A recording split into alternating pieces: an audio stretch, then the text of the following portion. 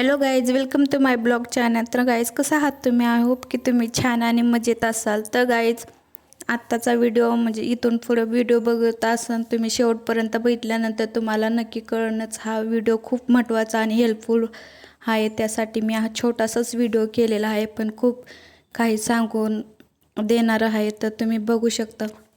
तर इथे बघा, मी माझ्या मुलीला कशी तिची स्वतःची स्वच्छतेची काळजी करायला लावत आहे.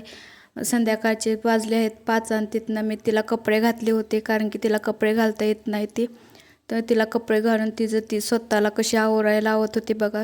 पहिल्या स्टार्टिंगला तिने केसाला तेल वगैरे लावले. मी तिला हातात तिला पावडर तेल द्यायची, ती स्वतःच्या हाताने लावायची. मी तिला सांगायचे इथे ते लाव, अशी लाव, पावडर तेल असे लाव. तर तिने बघा माझं नीटनेटकेपणे ऐकून कशी लावत आहे.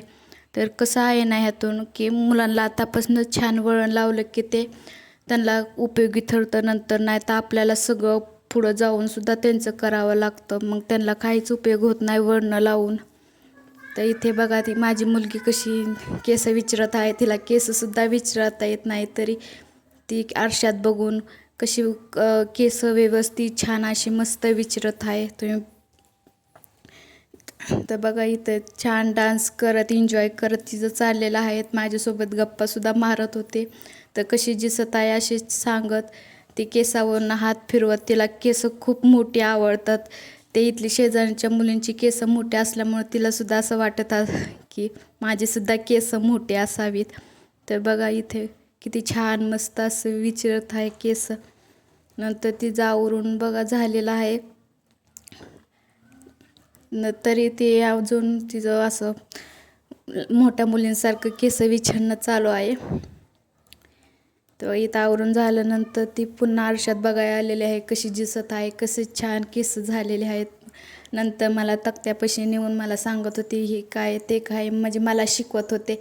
नंतर मी जी येत नाही तिला मी ते सांगत होते. बघा इथं आमचं ती मला शिकवत आहे, म्हणजे टीचर झालेले आहे. मी एक मुलगी झालेली आहे. तर इथं ती रागवली, ती मला सांगत नव्हती नीट ॲपल म्हणून. ॲपल कुठं आहे तर उडी मारून मला दाखवत होते. तर म्हणते हात पोचत नाही मम्मा असे सांगत आहे. बघा तुम्ही बघू शकता. नंतर मला इथे बोलावून घेतलेलं आहे की तू इथं बस, मी तुला